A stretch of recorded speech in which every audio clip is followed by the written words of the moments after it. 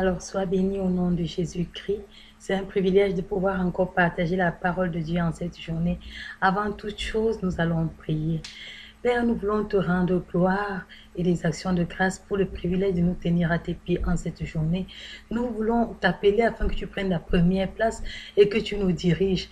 Nous prions au Saint-Esprit afin que tu viennes nous enseigner au travers de cette exhortation que nous aurons et que les cœurs soient touchés et ramenés à toi. Merci parce que tu le fais dans le nom de Jésus-Christ. Touche mon frère et ma soeur. Dispose, nous donne-lui le bon entendement, ô Dieu spirituel, pour pouvoir recevoir cette révélation dans le nom de Jésus-Christ. Amen. Sois béni au nom de Jésus. En cette journée, j'aimerais partager quelque chose avec toi. Je te prie d'être attentif parce que je suis sûre que le Seigneur te bénira au travers de notre partage de cette journée. Bien, nous allons partager sur le thème intitulé « Pourquoi pleures-tu, Vasti? Esther est là. » Pourquoi pleures-tu, Vasti? Esther est là.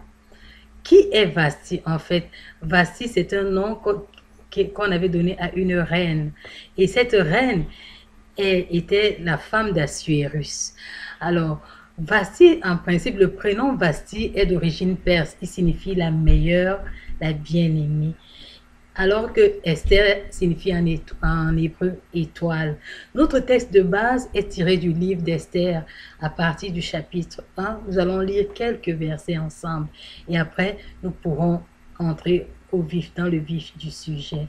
Bien, dans le livre d'Esther, il nous est dit dans le chapitre 1, verset 2, que le roi Assuérus était alors assis sur son trône royal à Suse, dans la capitale.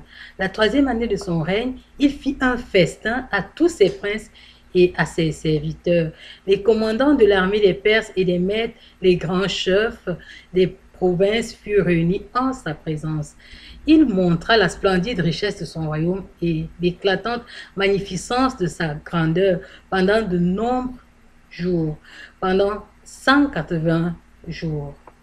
Le 7e jour, comme le cœur du roi était réjoui par le vin, il ordonna à Mehuman, Bitcha, Arbona, Bigtat, Abagtat, Zétar et Carcas, les 7 eunuques qui servaient devant le roi Assuérus, d'amener en sa présence la reine Vasti avec la couronne royale pour montrer sa beauté au peuple et au grand, car elle était belle de figure.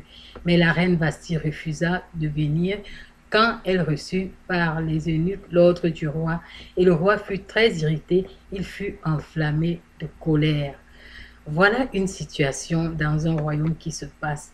Il y a une femme que le roi aime. Elle est fort belle de figure. Elle s'appelle Vasti. Vasti était la préférée du roi. Le roi a organisé un festin pour montrer sa richesse au royaume, la richesse de son royaume. Et pendant qu'il était en train d'organiser ce festin, il voulait présenter à ses convives son épouse. Mais son épouse a refusé de se présenter. Alors, qu'est-ce qui se passe? Pourquoi ce refus va causer un grand tumulte dans le royaume d'Assuérus? En fait, le roi ici va donner un ordre, parce que la convocation qui est donnée à Vasti ici, c'est un ordre du roi.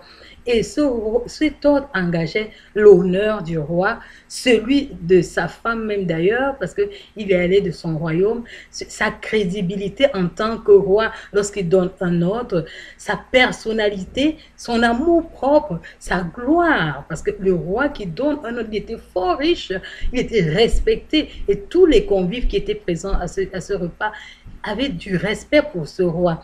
Et Assuérus s'est senti comme blessé dans son orgueil parce que là, c'était un autre qui venait de lui en tant que roi. Et l'attitude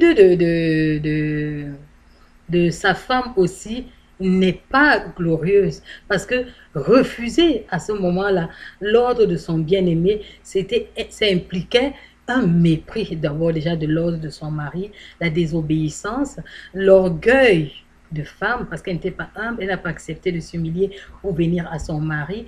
Elle était hautaine. Et c'est quelque part, on voit même la révolte dans son attitude, parce que qu'est-ce qui peut nous faire dire cela? Si nous allons par exemple dans Esther au chapitre 1, verset 17, les gens qui ont commenté, ces conseillers lui ont dit, quand ce que ta femme a fait va parvenir aux oreilles de toutes les femmes, ça va porter les femmes à mépriser leur mari. Parce que on va dire que le roi avait dit à la femme de venir, elle a refusé. Vous voyez, à partir de l'attitude d'une femme, tout le royaume pouvait se révolter. Et imaginez un peu la situation du roi Assuérus à ce moment. Il devait être blessé dans son orgueil parce qu'il languissait dans l'espoir de voir son épouse et il languissait dans l'espoir de voir que sa femme lui obéisse. Il voulait montrer aux gens la beauté de sa femme et sa femme s'est refusée à lui. Vraiment. Et dans cette situation, ça va causer une crise morale, un grand problème dans son royaume, au point où les gens vont s'asseoir pour réfléchir afin de trouver une solution de rechange. Ce que je vais te dire déjà à ce niveau, c'est que tant que tu es dans une situation difficile, tant que tu es dans un problème et que tu ne te rends pas compte de ce problème-là, une solution de rechange ne peut pas venir. La solution de rechange commence à prendre place à partir du moment où tu te rends compte que ta situation est vraiment délicate. Nous allons voir la situation de rechange que le peuple va conseiller à ce roi. On va lui dire, écoute, réunis les belles filles de ton royaume et choisis-en une pour reine parmi ces filles. Et qu'est-ce qui va se passer? Ce qui est merveilleux ici, ce qui est bien d'observer, c'est le processus que cela va prendre. Il va falloir que déjà le roi arrive à prendre conscience de la profondeur et de la gravité de la situation, qu'il écoute le conseil des sages de son royaume, qu'il accepte l'échec au devant de Vasti, qu'il accepte le conseil qui lui est donné et qu'il laisse les chargés d'agir et fouiller la solution et la lui apporter. Et maintenant, quand on va trouver la solution, il va falloir que le roi accepte cette solution-là et afin de pouvoir jouir de cette solution-là. Et la solution ici va être Esther. Et rappelez-vous, Esther signifie étoile. Bien, donc il va falloir que le roi puisse accepter tout ce processus-là avant que la solution ne puisse se manifester dans son royaume.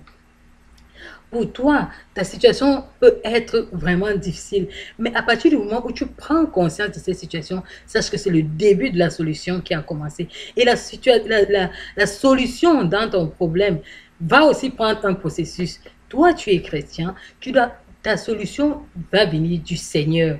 Ta solution commence par la prise de conscience, accepter le conseil de te laisser conduire par l'Esprit de Dieu. Tu as essayé par tes propres moyens, tu t'es battu par rapport à cette situation, par rapport à cette difficulté, par rapport à cette maladie, par rapport à cette promotion, par rapport à ce désir peut-être de te marier, par rapport à ce désir d'avoir un enfant. Tu t'es battu par toi-même, tu as cherché, tu as langui, tu as pleuré. Et aujourd'hui, je viens te dire une chose, c'est que prends conscience de cette situation. Sache que tu n'es pas seul dans ta situation. Il y a un Seigneur, un Sauveur, Jésus-Christ qui est à côté de toi. Et il est là permanemment. Au travers de son Saint-Esprit, il va te conseiller. Et donc, quand tu as pris conscience, tu acceptes le conseil du Saint-Esprit, assieds-toi au pied de l'Éternel, prie. Et quand tu as prié, reste calme. Parce que la parole de Dieu nous dit, lorsque tu pries l'Éternel, tu dois maintenant garder confiance, sachant qu'il est le rémunérateur de ceux-là qui craignent à lui, et ceux qui viennent à lui ne rentrent pas sans solution. Et sache que parce que tu as crié à l'Éternel, il y a une solution pour toi. Et reste calme, l'étoile va venir dans ta vie, Esther va venir dans ta vie. Essayons un peu de considérer Esther en question, qui elle est, quelle est son attitude? Regardons un peu une caractéristique d'Esther. La Bible nous dit dans le livre d'Esther au chapitre 2, verset 15, que Esther trouvait grâce aux yeux de tous ceux qui la voyaient. En hébreu, j'ai essayé de savoir ce que signifie la grâce. En hébreu, la grâce signifie taube. Taube signifie en français bon, agréable, plaisant ou encore sur le plan des qualités bon, excellent. En grec, la grâce signifie dektos, qui veut dire accepter, acceptable, favorable. Donc Esther ici, là, a la caractéristique de la faveur, c'est la caractéristique de ce qui est agréable et ce qui est excellent.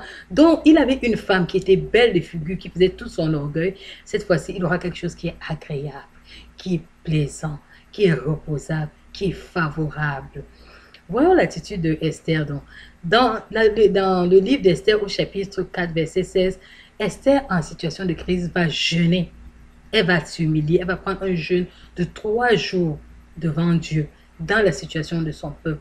On va voir Esther user même de sagesse dans le livre d'Esther au chapitre 5, versets 7 à 8. Lorsque la situation de crise va se présenter devant elle, pour gérer la situation de crise, elle ne va pas aller, parce que je suis la femme du roi, se présenter devant le roi, dire, oh, écoute, voilà, mon peuple est condamné, tu dois changer. Non, elle va user de sagesse. Elle va inviter son mari. Elle va dire, chérie, viens, j'ai un repas pour toi. Elle va venir devant Dieu parce qu'elle a la grâce, elle a la faveur. En se présentant devant son mari va lui accorder le privilège d'entrer en sa présence. Reste concentré, je te reviens tout à l'heure.